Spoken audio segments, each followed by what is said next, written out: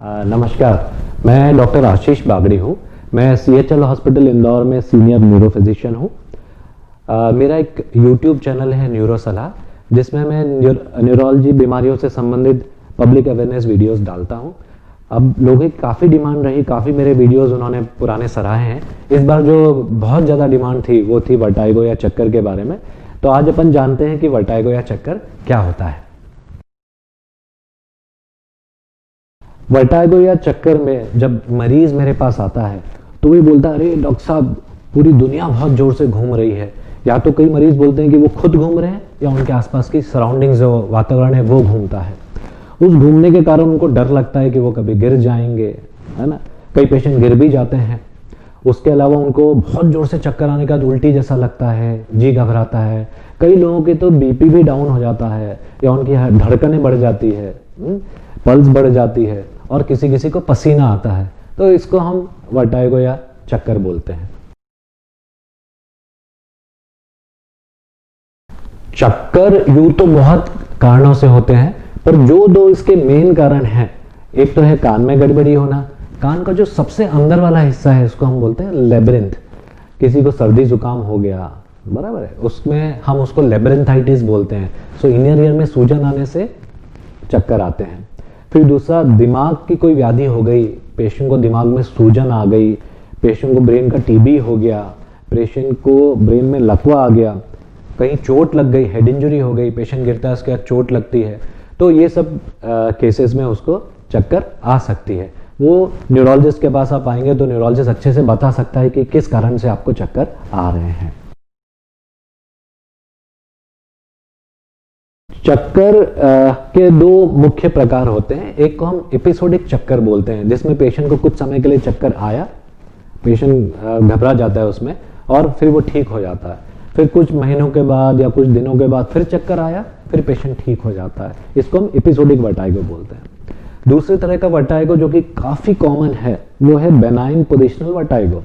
अभी नाम से ही अपन सोच लें कि इसमें पोजीशन वर्ड का यूज आया है। इसका क्या मतलब हुआ कि पेशेंट ने जैसे ही अपना पोजीशन चेंज किया, आप अगर गाड़ी चला रहे हैं और आपने पीछे मुड़ के देखा तो आपके सिर की पोजीशन चेंज हुई, इसमें बहुत जोर से चक्कर आता है। बिस्तर पे लेटे हुए आपने करवट ली सीधे हाथ की तरफ या उल्टे हाथ की तरफ, तो जोर से चक्कर आएगा। सुबह सोने के बाद जब आप उतरते हो बिस्तर से तो कई पेशेंट को जोर से चक्कर आता है, उनको बिस्तर पकड़ना पड़ता है, ऐसा लगता है उनको बहुत जोर से पूरा कमरा और दुनिया घूम रही है। तो इसको हम बेनाइन पोजिशनल वर्टाइगो बोलते हैं। कान की अगर हम संरचना की बात करें, कई लोग पूछते हैं कि कान में ऐसा क्यों होता है कि कान में चक्कर आता है। तो कान के भगवान ने अपने को, ईश्वर ने दो काम दिए, दो फंक्शन दिए, सुनना और बॉडी बैलेंस करना। ठीक, कान का जो सबसे अंदर वाला हिस्सा है उसमें कुछ सेमी सर्कुलर कैनाल्स रहती हैं, जिसमें कुछ फ्लूइड भरा रहता है, कुछ क्रिस्टल रहते हैं। ये माइक्रो क्रिस्टल्स की पोजीशन चेंज होने से अपने को चक्कर आते हैं। अब वो पोजीशन कैसे ठीक करना, ये मैं वीडियो के आखिर में कुछ एक्सरसाइजेस बताऊंगा तो अपन जानेंगे। चक्कर के लिए मुख्यतः जो एज ग्रुप है, जो उम्र वर्ग है, वो 60 साल के ऊपर है। 60 साल के ऊपर के लोगों में डायबिटीज हो गई, ब्लड प्रेशर हो गया, उनको कोई लकवा आ गया। ये लोग गिरते भी ज्यादा हैं 60 साल की उम्र के बाद, क्योंकि इनकी आंखों की रोशनी कम हो जाती है, कान में विकार उत्पन्न हो जाते हैं, उम्र के बाद सुनना कम हो जाता है। तो 60 साल की उम्र के बाद करीब 30% लोगों में चक्कर आते हैं। जब चक्कर का मरीज हमारे पास आता है तो हम उनकी डिटेल में हिस्ट्री लेते हैं। जैसे मैंने आपको बताया कि अगर उसको कोई लकवा आया है तो हम वो हिस्ट्री लेते हैं।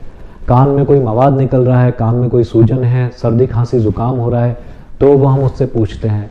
किस तरह की पेशेंट दवाइयाँ ले रहा है वो भी हिस्ट्री में इंपॉर्टेंट है। कई तरह की दवाइयों के लेने के कारण भी चक्कर आ जाते हैं।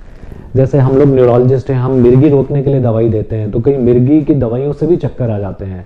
कार्बामाजिपाइन है, सोडियम वाल्प्रोएट है, इनसे चक्कर आते हैं। ब्लड प्रेशर की दवाई पेशेंट अगर ले रहा है, दवाई का डोज ज़्यादा ले लिया और BP एकदम कम हो गया, उससे भी चक्कर आते हैं। डायबिटीज का पेशेंट है, बिना खाने खाए दवाई ले लिया, इंसुलिन लगा लिया, शुगर कम हो गई, उससे भी चक्कर आ जाते हैं। तो हम एक प्रॉपर हिस्ट्री लेते हैं, उसके बाद पेशेंट का एग्जामिनेशन करते हैं, उसका पावर देखते हैं, उसको चला के देखते हैं, जिसको हम टेंडम वॉकिंग बोलते हैं, उसका फिंगर नोज टेस्ट करते हैं। प्रॉपर हम एग्जामिनेशन करके बता सकते हैं कि इसको कान के कारण चक्कर आ रहा है या सिर में कोई व्याधि उन्नयन होने के कारण चक्कर आ रहे हैं। अब इसमें क्या इन्वेस्टिगेशंस कर सकते हैं? मैं न्यूरोलॉजिस्ट हूँ, मैं एमआरआई ब्रेन वर्टाइगो प्रोटोकॉल कराता हूँ, जिसमें कि हम ब्रेन का और गर्दन का दोनों का एमआरआई कर लेते हैं। तो इसमें कोई भी अगर प्रॉब्लम है तो हम उसको पकड़ लेते हैं। ईएनटी के लिए ईएनटी वाले कान की कैनाल का जांच करते हैं कि वहाँ कोई ईयर ड्रम परफोरेशन तो नहीं है, कान में कोई मैल तो नहीं है, या वो एक ऑडियोमेट्री टेस्ट करा लेते हैं कि पेशेंट को सुनने में कोई दिक्कत तो नहीं है। तो दोनों तरह की इसमें जांचें होती है, कान की भी और ब्रेन की भी। आपको अगर चक्कर आते हैं, मुझे मालूम है कि आप बड़े घबरा जाते हैं क्योंकि इसमें बहुत जोर से चक्कर आता है, पेशेंट को समझता नहीं है क्या हो रहा है, एकदम घबरा जाता है, वो पसीने पसीने हो जाता है और बड़े दौड़ते हुए हमारे पास आते हैं, डॉक्टर साहब क्या हो रहा है, मुझे बहुत जोर से चक्कर आ रहा है। तो आप बिल्कुल घबराइए नहीं, क्योंकि 90% या 95% चक्कर इंटरनल या लेब्रिंथाइटिस, अंदर कान में सूजन आने से चक्कर आते हैं। सिर्फ 5 से 10% केसेस में ब्रेन में लकवा के कारण चक्कर आते हैं। तो पहले तो आप ये समझ लें। उसके बाद इसकी बहुत अच्छी दवाइयाँ हमारे पास अवेलेबल हैं, बहुत तरह की दवाइयाँ हैं जो हम पेशेंट्स को देते हैं। कई बार स्टीरॉइड्स देते हैं अगर कान में सूजन आए, है ना। कान में चक्कर के लिए लेब्रेंथाइन सिडेटिव्स बोलते हैं, तो उससे भी पेशेंट को इम्प्रूवमेंट आता है। अगर पेशेंट को लकवा के कारण चक्कर आ रहा है तो लकवा की दवाइयाँ दी जाती हैं। बीपी अगर बहुत कम हो रहा है तो पेशेंट को हम एडवाइस करते हैं कि बीपी का डोज कम कर दें या डायबिटीज़ की मेडिसिन का डोज कम कर दें। सो इलाज तो इसका बहुत अच्छा संभव है। कई लोग पूछते हैं कि इसके लिए क्या कोई एक्सरसाइजेज हैं, कुछ हम प्रिकॉशंस रख सकते हैं। तो प्रिकॉशंस में तो यही कि सर्दी खांसी जुकाम हो उसका तुरंत ट्रीटमेंट ले लें, अपना डायबिटीज़ ब्लड प्रेशर कंट्रोल में रखें, लकवा की दवाइयाँ जो डॉक्टर्स ने दी वो प्रॉपरली लें। चक्कर के लिए कुछ विशेष एक्सरसाइजेज हैं, कुछ मनूवर्स हैं जो मैं आपको वीडियोस के साथ बताऊंगा। इसको रेगुलरली आप करते रहें, 2 से 3 महीना करें, और जब भी अगली बार चक्कर आए तो ये आप एक्सरसाइजेस करें, आपको इससे काफ़ी फायदा रहेगा। कई लोग पूछते हैं हम खान पान में क्या करें, क्या कोई बुरी आदतें हैं जिनको छोड़ दें। तो हर वीडियो में मैं बताता हूँ कि सिगरेट और शराब छोड़ें, इनके कारण ज़्यादा सेवन से भी चक्कर आते हैं। आप हरी पत्तेदार सब्जियां खाइए, खूब सलाद खाइए, है ना, ये ब्रेन के लिए कान के लिए अच्छे रहते हैं। बहुत मीठा मत खाओ, बहुत नमक, बहुत अचार पापड़ ये सब मत खाइए। तो खाने पीने का आप ये सावधानी इसमें रख सकते हैं। मैंने अपने वीडियो में आपको बताया था कि वीडियो के अंत में मैं कुछ कसरतें बताऊंगा, एक्सरसाइजेस बताऊंगा जो कि पोजिशनल वर्टाइगो को ठीक करने में मदद करती है। तो पहली जो एक्सरसाइजेस है आज हम कर रहे हैं उसको हम एप्लेज मनूवर बोलते हैं। मेरे पास एक मरीज है जिसको कि उल्टा तरफ देखने में बहुत जोर से चक्कर आते हैं। तो अब क्या करेंगे, भाई साहब अपनी गर्दन कंधे की तरफ देखिए, सीधे कंधे की तरफ। ये अभी सीधे कंधे की तरफ देख रहे हैं, मैं इनको सपोर्ट कर रहा हूँ, इसके बाद इनको लेटा रहा हूँ। अब इसमें आप देखेंगे कि इनके कंधे तो बिस्तर पे हैं, आधा सर बिस्तर पे है, आधा हवा में लटका हुआ है। ये अपने सीधे कंधे की तरफ देख रहे हैं। हो सकता है उनको चक्कर आ रहे हो। वो चक्कर जब ठीक हो जाए उसके 30 सेकेंड बाद हम मरीज की गर्दन अब उल्टे कंधे की तरफ घुमा देंगे। सिर आधा हवा में लटका हुआ है, ये अपने उल्टे कंधे की तरफ देख रहे हैं। हो सकता है इसमें भी इनको चक्कर आए। अब चक्कर ठीक होने के 30 सेकेंड बाद हम मरीज को बैठने का बोलेंगे।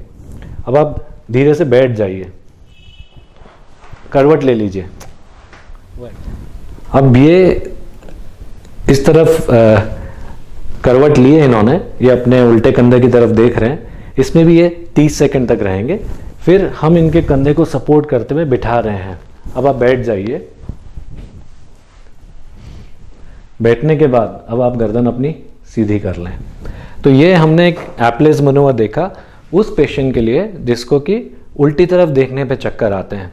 इसी तरफ जिसको सीधा तरफ देखने पे चक्कर आते हैं, हम पेशेंट को एक्सरसाइज के अंत में बोलेंगे कि वो अपने सीधे कंधे की तरफ देखे और फिर ऐसा बैठ जाए। तो ये तो हुआ एप्लेज मनूवर। अब इसके अलावा भी कुछ बेसिक सिंपल एक्सरसाइजेज हैं जिसमें कि हम आंखों की मूवमेंट्स कराते हैं, हेड की मूवमेंट्स कराते हैं और शरीर की मूवमेंट्स कराते हैं।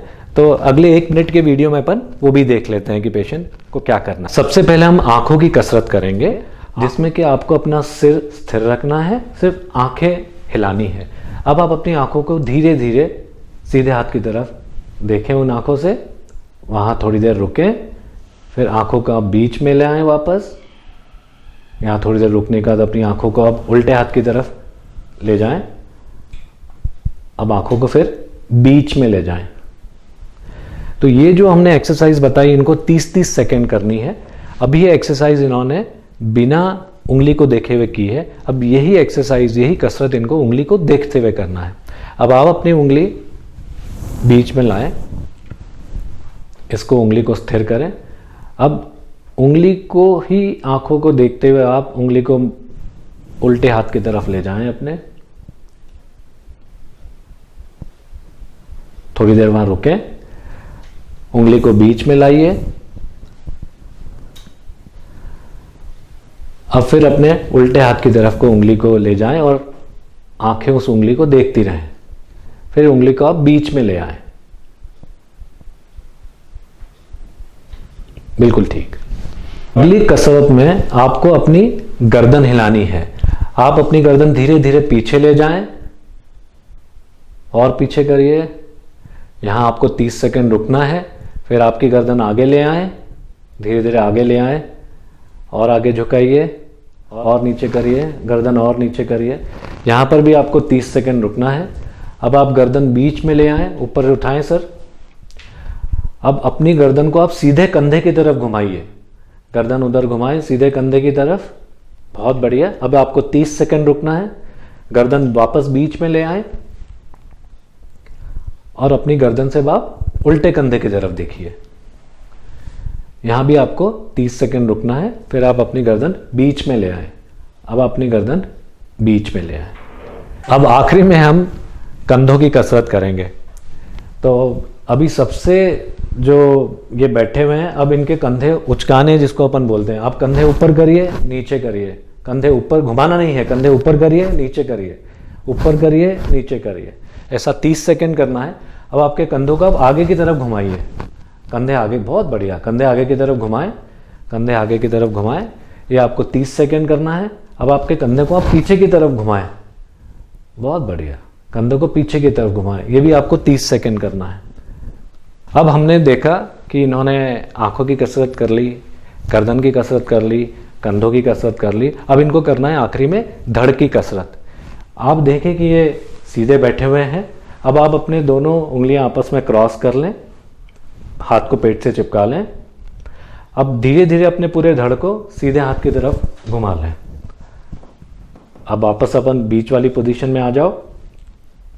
अब धड़ को उल्टे हाथ की तरफ घुमा लीजिए, पूरा और घुमाइए, फिर सीधा कर लीजिए। तो ये सब कसरत हमको 30 सेकंड तक इनको उधर रखना है धड़ को, फिर 30 सेकंड धड़ को इधर रखना है। बैठे हुए इन्होंने ये चारों एक्सरसाइजेस कर ली, चारों कसरत कर ली। अब यही कसरत इनको खड़े होके करना है, आंखों की भी, गर्दन की भी, कंधों की भी और धड़ की भी। तो आप नीचे आ जाइए। यहाँ पर अंत में आप एक जगह खड़े होंगे, हाथ में बॉल दे रखी है। अब आप ये बॉल एक हाथ से दूसरे हाथ में इसको पास ऑन करिए। दोनों हाथ सामने रख लें और इन बॉल को आप देखते रहें, इस हाथ से उस हाथ में जब बॉल जा रही है। ये भी आप 30 सेकंड करें। अब अंतिम एक्सरसाइज में आप अपने घुटनों को थोड़ा सा मोड़ लीजिए। ये बॉल को आप हाथों को पैरों के पीछे से पास ऑन करिए, एक हाथ से दूसरे हाथ की तरफ, उस हाथ से इस हाथ की तरफ, इस हाथ से उस हाथ की तरफ। ऐसा आपको 30 सेकंड करना है। आप खड़े हो जाइए। तो आज मेरे श्रोताओं को मैंने वर्टाइगो या चक्कर के बारे में बताया। ये बहुत ही मुख्य समस्या है, बहुत ही कॉमन समस्या है और काफ़ी पेशेंट्स को ये परेशान करता है। उसके बाद में अंत में मैंने आपको कुछ कसरतें बताई हैं। तो जब भी आपको चक्कर हो, आप डॉक्टर के पास जाएं, वो आपका पूरा एग्जामिनेशन करेगा, आपका समुचित इलाज करेगा और ये एक्सरसाइजेज आप घर पे भी कर सकते हैं। तो आज आपने जाना कि वर्टाइगो क्या है और इसका कैसे उपचार किया जा सकता है। मुझे उम्मीद है कि आपको ये वीडियो बहुत पसंद आएगा। आप इसको लाइक, शेयर और सब्सक्राइब करिए। Thank you very much.